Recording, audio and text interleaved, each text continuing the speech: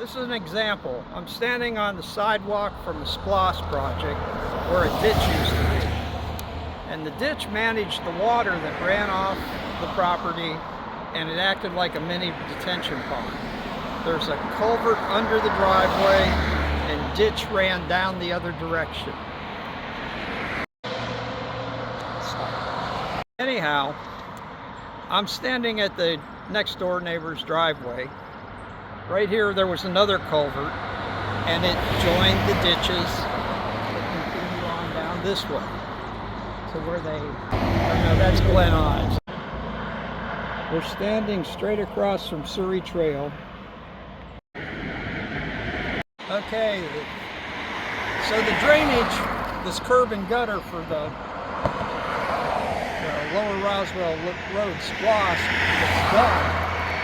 The drainage comes across the road here, and it goes right here.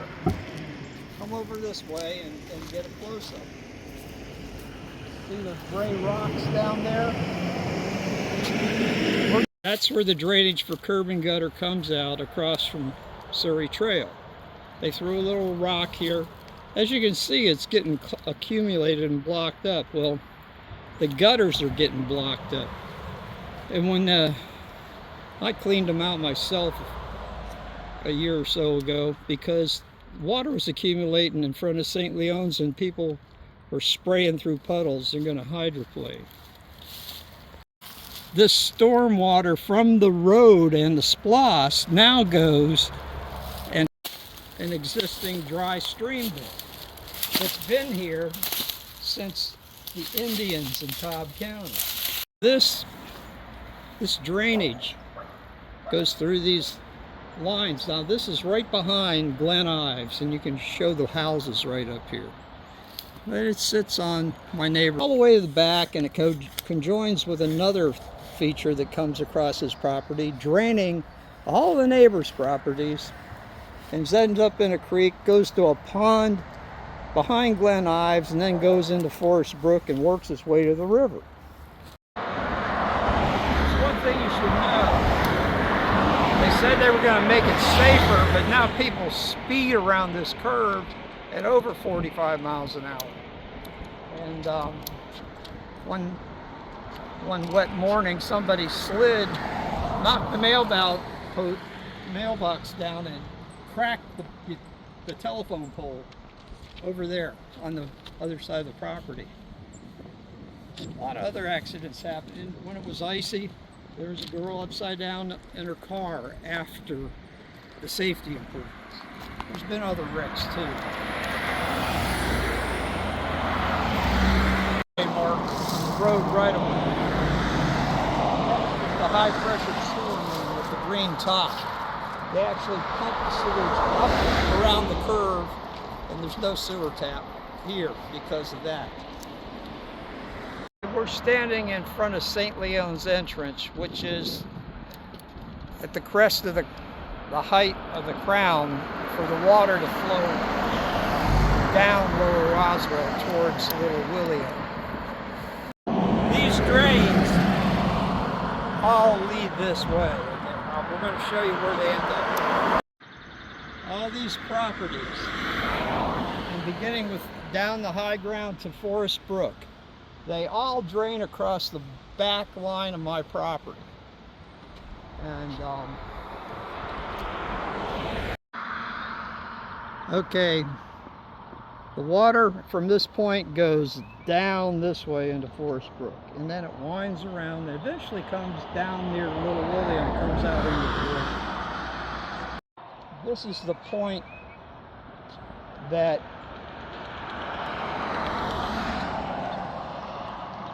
the sewer, if you have sewer taps, you tie to them here, and it goes that way towards the pumping station at Little William. From the entrance to Waterford Green, they're still draining these culverts. And water now drains this way between these houses in Forest Brook at the back of the people's property lines. We're we're standing behind the Kroger, and as you can see, Altitude Trampoline Park, Goodwill, and there's a drain right there.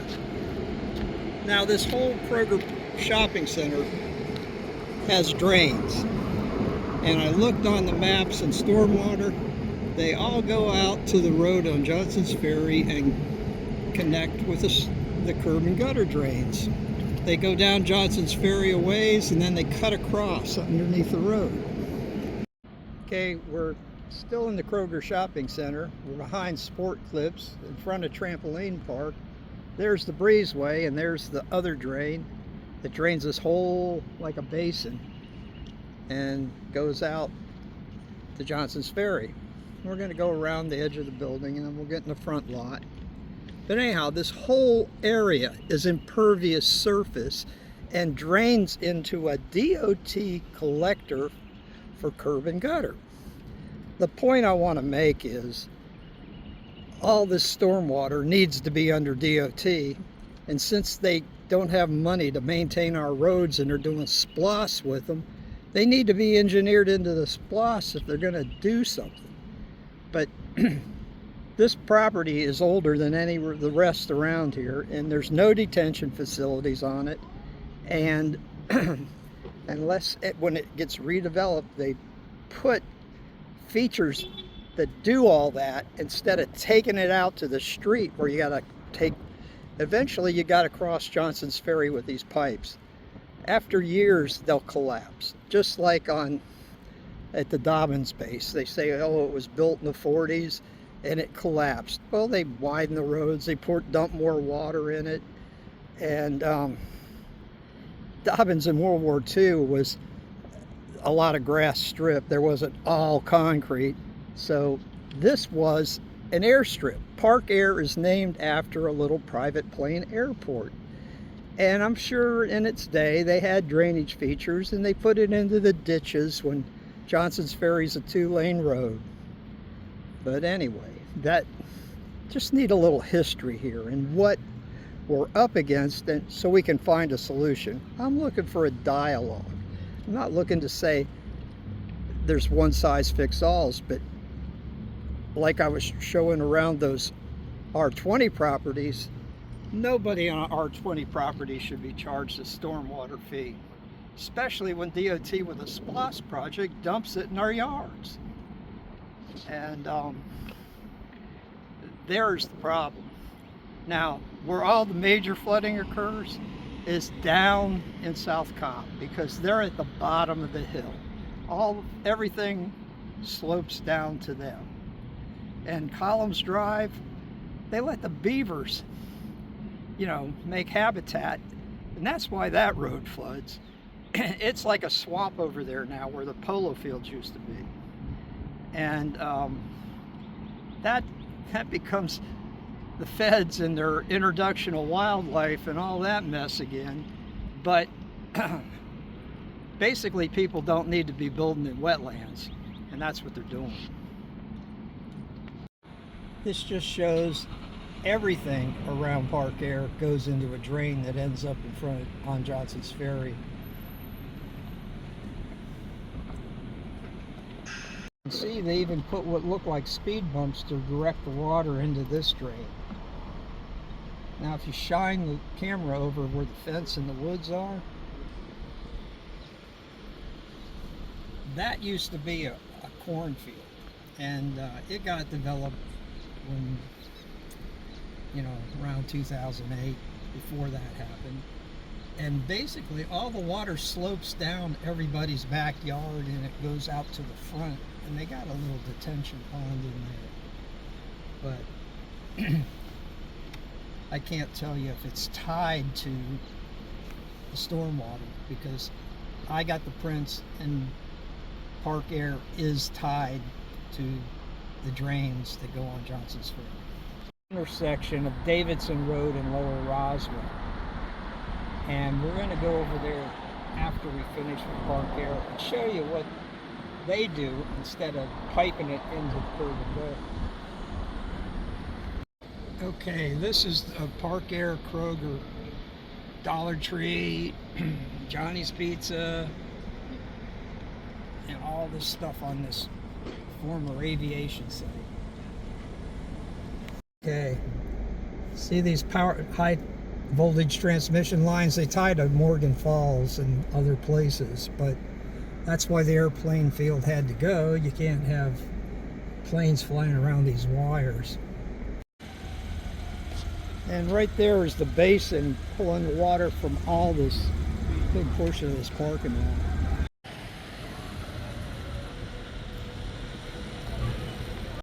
And here's another one.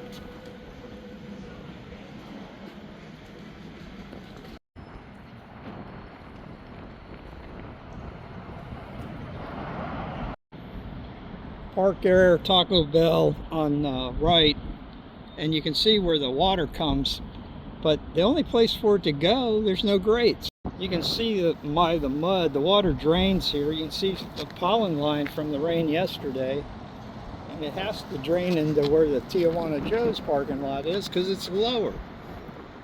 And there's a grate over there behind the silver Cobb, and there's probably one more in the corner here. So just like the bowl behind the Kroger and where the grates are, we're sitting in a bowl here that's lower than that. But this doesn't tell you that it actually is draining out here to the same pipes that catch all the curb and gutter going Johnson's Ferry south. Now you can see that the sewer lines are in the lane of the traffic already. Any widening of this road, and we got gas, we got fiber optic, we got water, and anyhow, it's why we need our projects to not expand beyond the existing curb lines.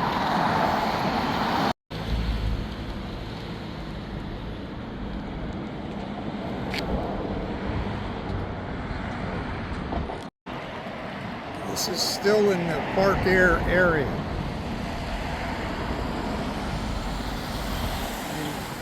And you can see the power lines line up just marching towards Morgan Falls.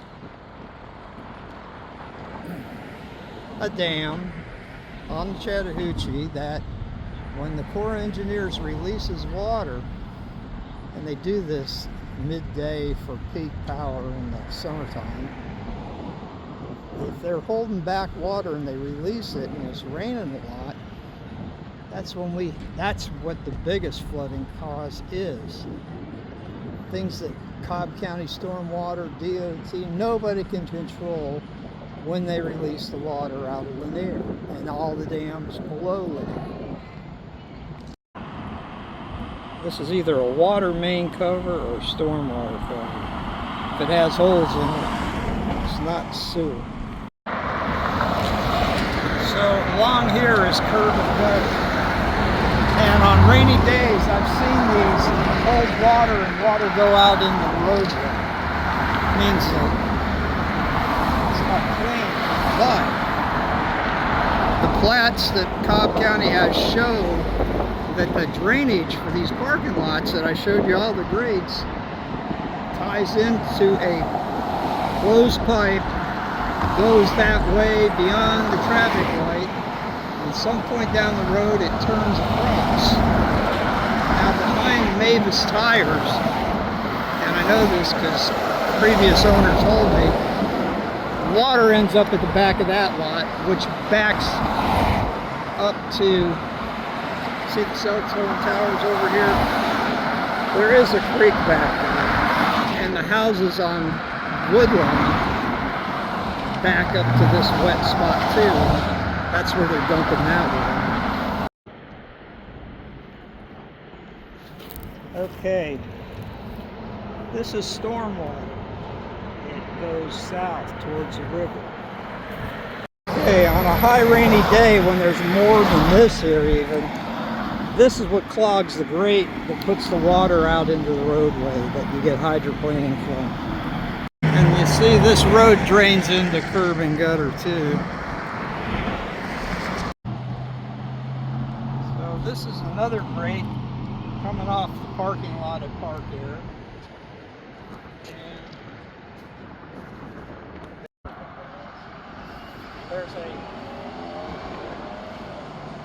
there's curb and gutter intake there. Now this is interesting. The yellow I thought they used for gas lines, so you can see the stuff's like on top of each other. Always has been. And the biggest problem is that the old pipes, if you put them under a 6-lane road that's this busy, how do you ever fix it? They didn't in Atlanta. They just built stuff on crumbling infrastructure. We don't need to go higher density because it just leads to a collapsed system that everybody will have to bail out of. And we've seen that in condos in 2008. People just walked away from them. Now they're apartments.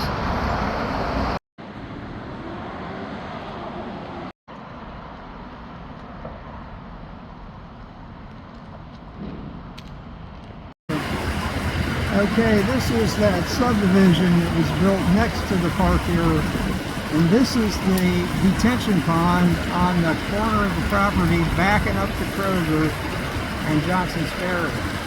Basically all the backyards of the properties, they sloped them back to the rear property line and then tilled them this way, and that retains the stormwater.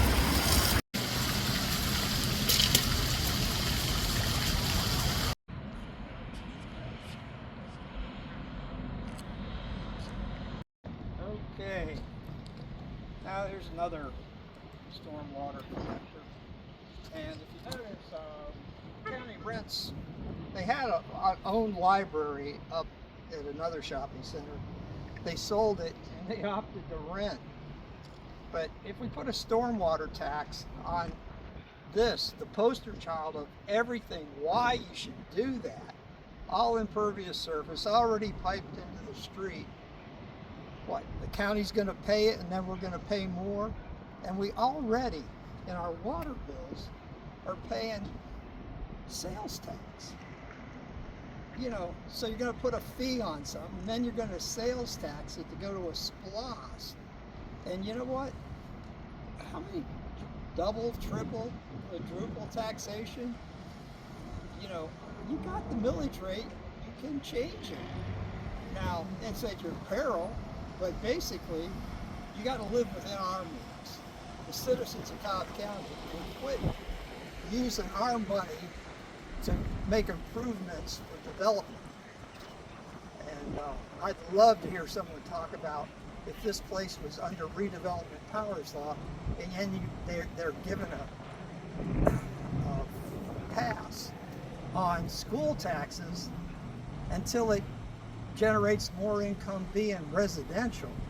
Now, that's a conversation we all should be talking about anything in Cobb County. It's basically the Cobb Chamber, leadership Cobb, Council for Quality Growth. They're the ones that propose this stuff. Definitely drains because this is the low spot. See this? The pollen stain.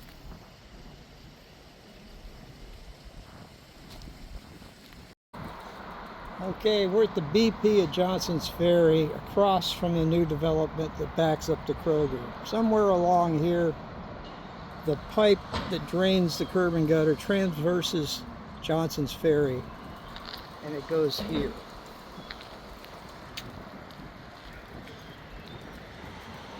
Show the water in the cans.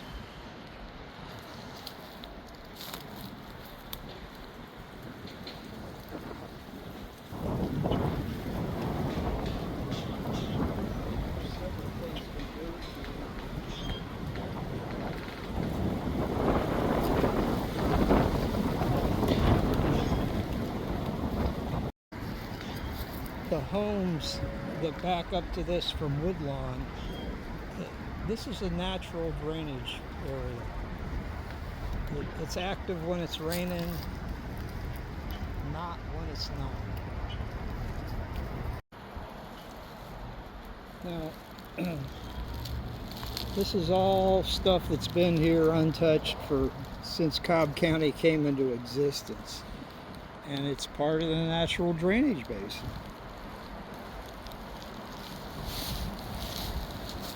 But the previous owner of the tire store where Mavis, he used to complain that all this land right here, you taxed them for it, but it's basically a drainage area, and water from Cobb County streets comes into it. And that should be addressed. I'm not saying you should buy it, just saying wetlands are wetlands, and whether they're part of another parcel, they should be taxed at a much lower rate, because that's part of your stormwater. If you make it valuable and people want to build on it, you've just defeated everything you're trying to do.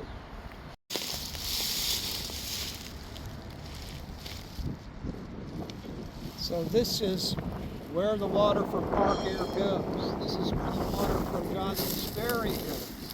It goes on down until it hits, it drains into the area basically that floods Columns Drive.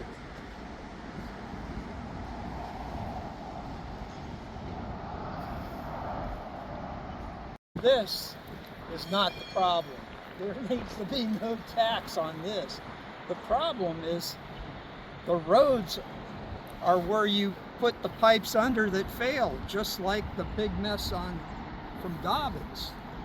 And you got pipes running across here right now that will fail in the future. And it's across 4 lanes of Johnson's Ferry, and if you put a splost in and you want to make it wider for bikes or sidewalks, you just made the problem worse. So we need better planning in Cobb. There's a better way, and I'm opening a dialogue with anybody that wants to visit this site and say what they think.